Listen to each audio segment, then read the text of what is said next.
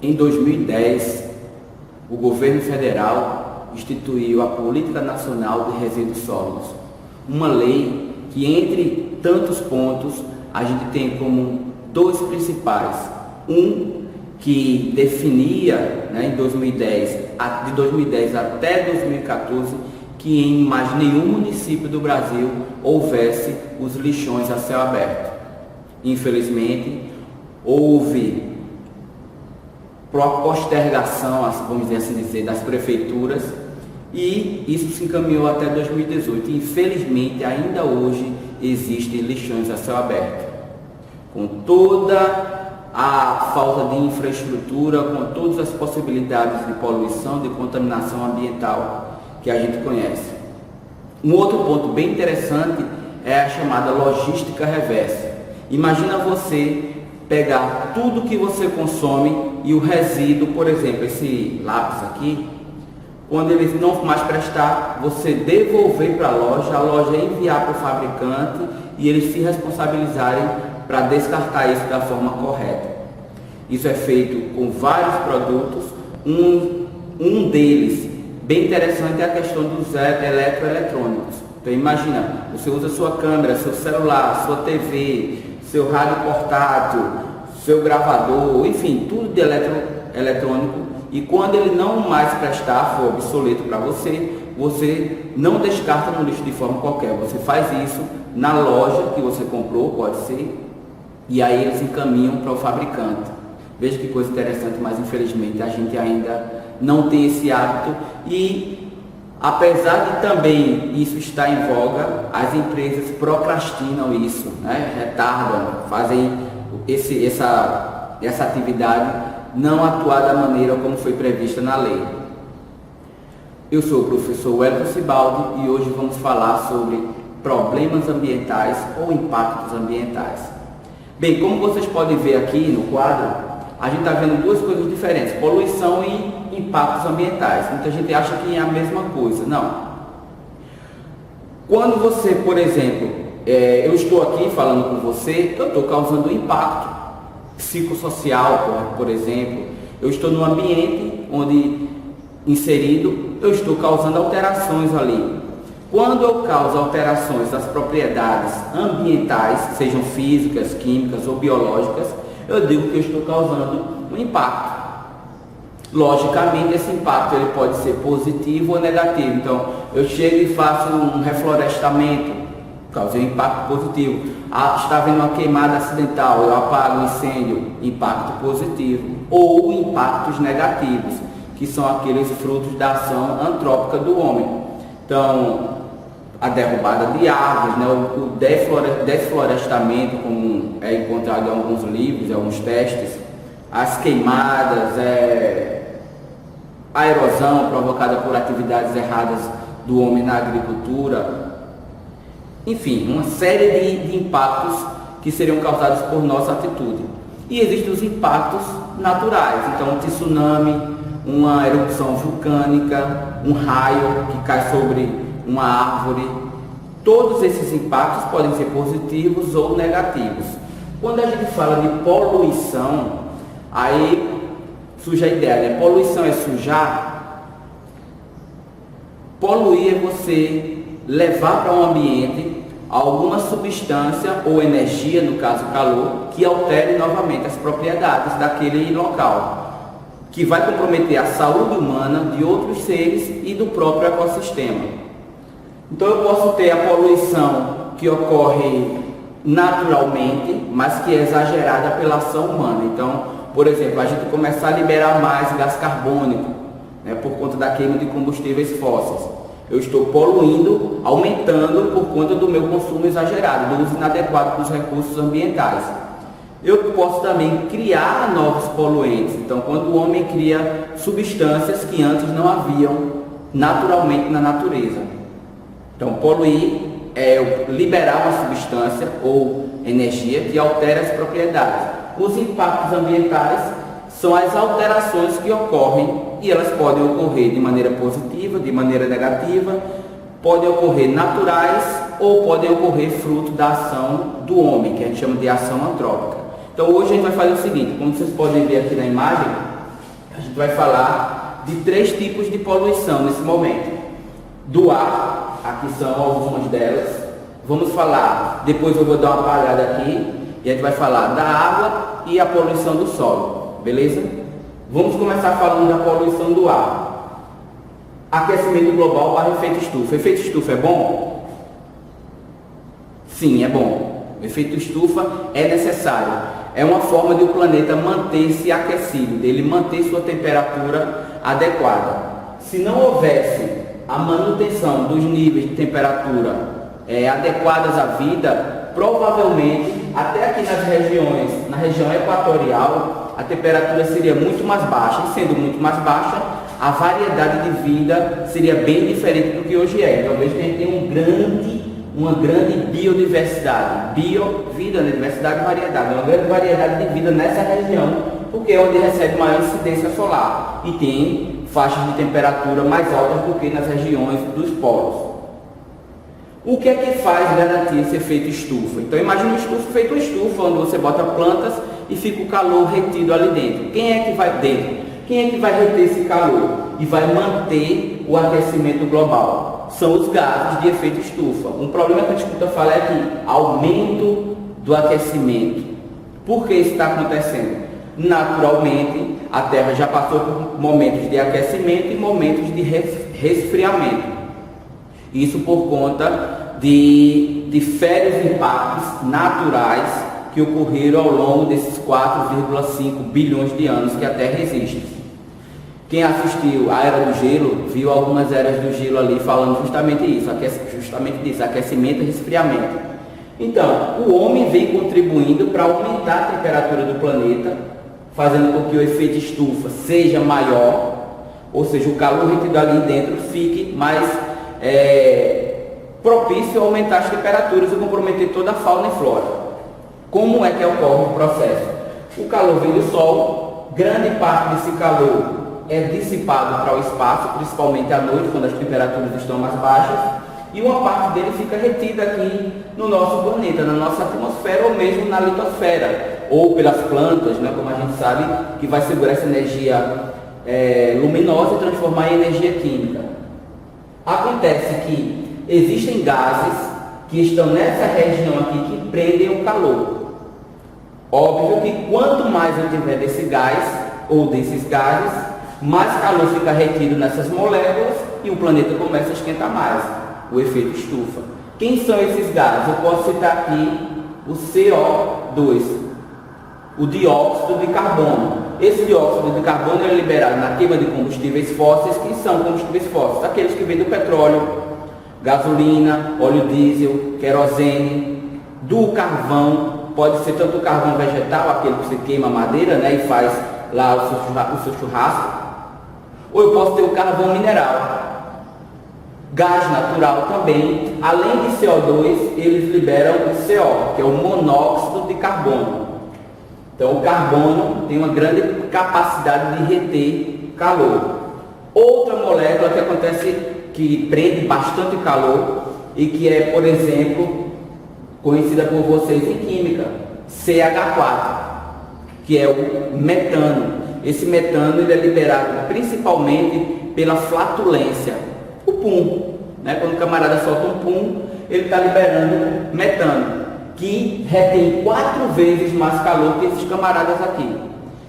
Quem é que solta bastante pum no planeta? Os bois.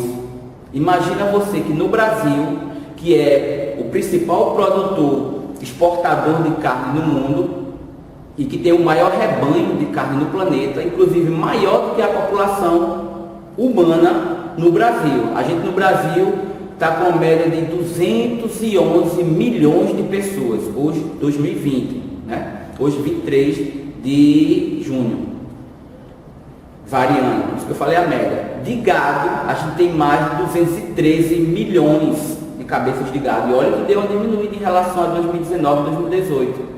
Imagina o impacto ambiental que isso causa ao liberar tanto metano, que retém 4 vezes mais calor. Mas tem uma questão que ele é menos estável que esse, ele demora menos na natureza, tudo bem. Mas imagina eles pisoteando o pasto.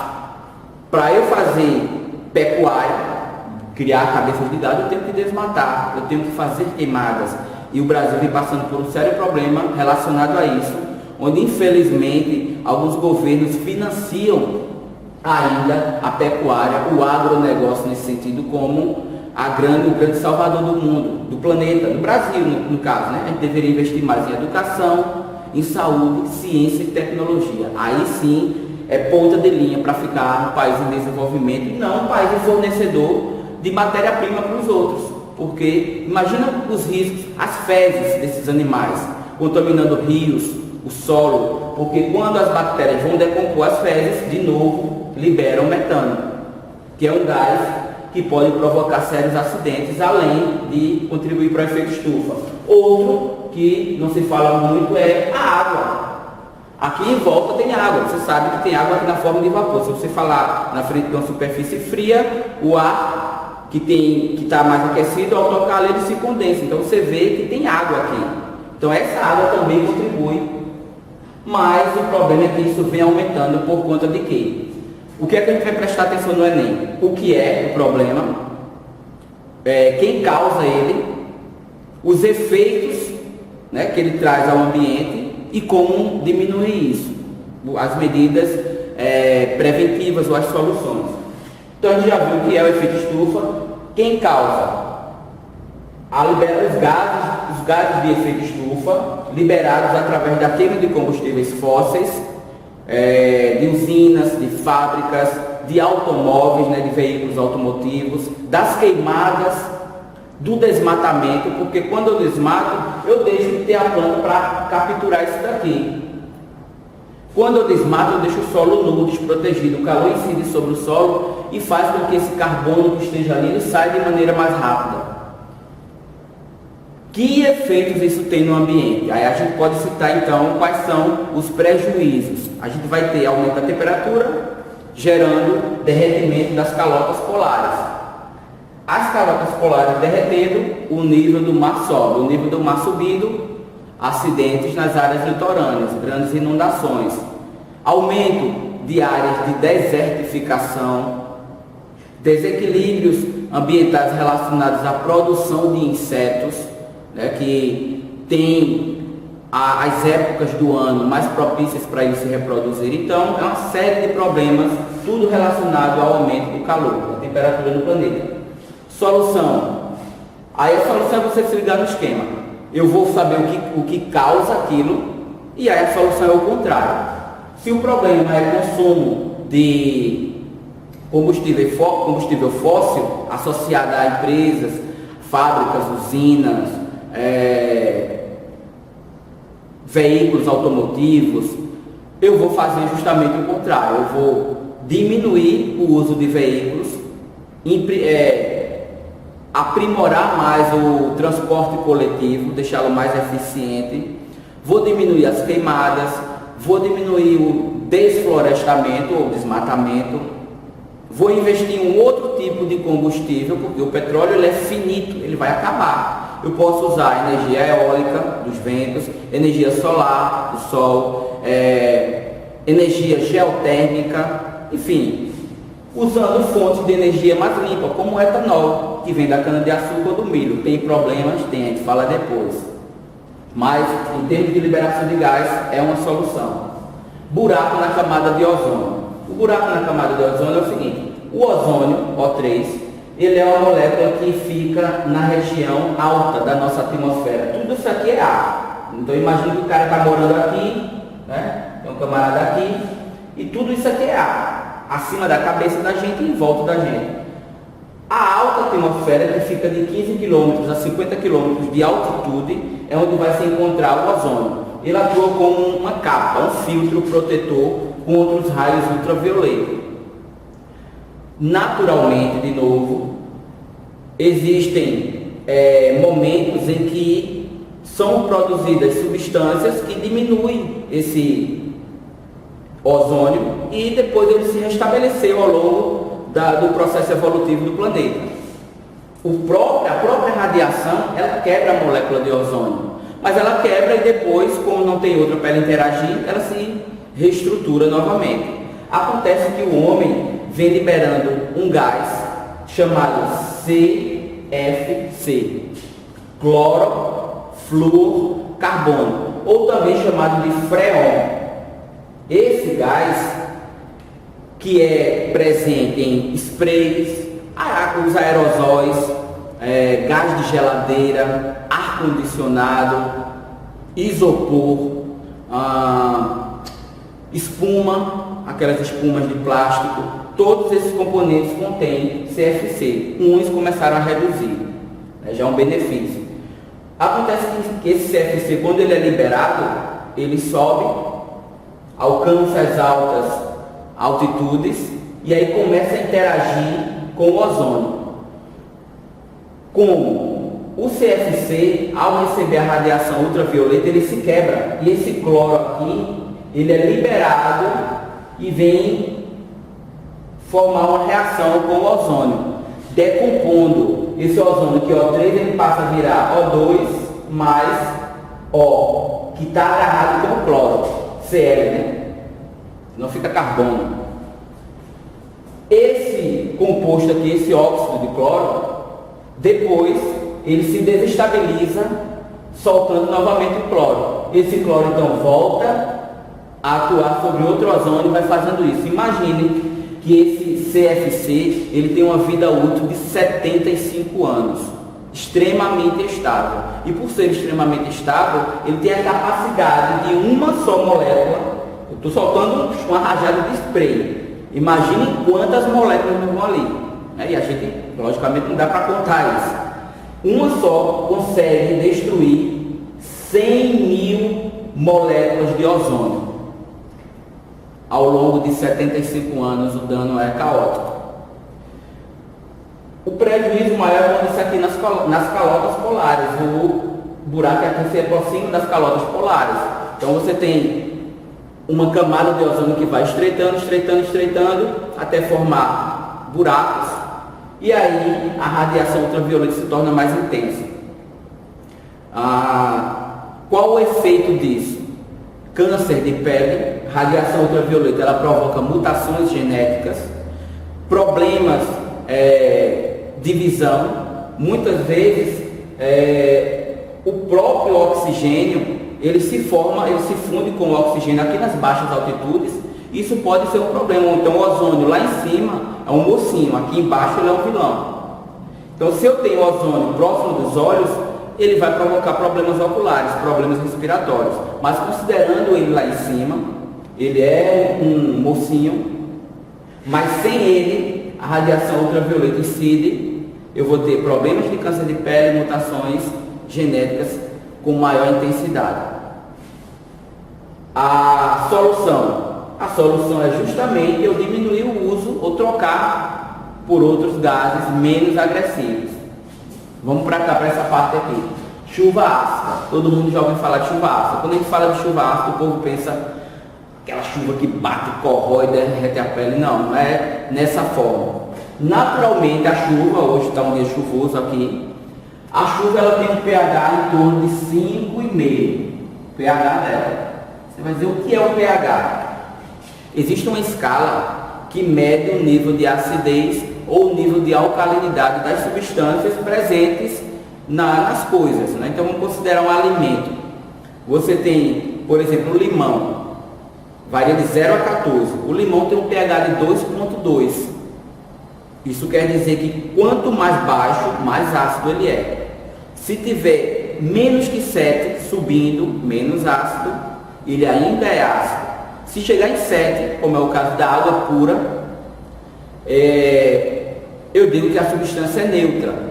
Se tiver acima de 7, ela é alcalina ou básica. Então imagine, naturalmente existem gases, como por exemplo gás carbônico, CO2, ele aqui, ele interage com água e forma o ácido carbônico, por isso que ela é ácida. Veja, mas abaixo de 7 para cá, pouco ácida, não se compara ao 2,2 no limão. Só que quando eu tenho mais compostos que tornam essa água mais ácida, além do CO2, que forma o ácido carbônico, eu faço com que o pH baixe, por exemplo, para 4,5 aproximadamente. Quem é que vai fazer isso? Os gases que são liberados de novo na queima dos combustíveis fósseis, além desses daqui, que a gente estava falando, ao queimar petróleo, né, gasolina, aquela coisa toda, eu vou ter outros gases, que são os gases que têm enxofre, os gases que têm nitrogênio. E o que acontece quando esses gases começam a interagir com a água que está aqui à nossa volta? Eles vão formar ácidos.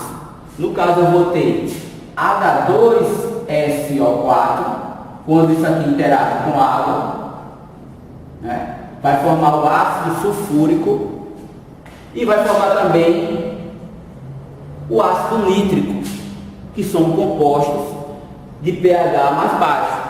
O que é que isso vai trazer ao ambiente? Problemas como queda de folhas nas plantas, ataca bastante a vegetação, comprometendo a fotossíntese e levando à morte de muitas plantas.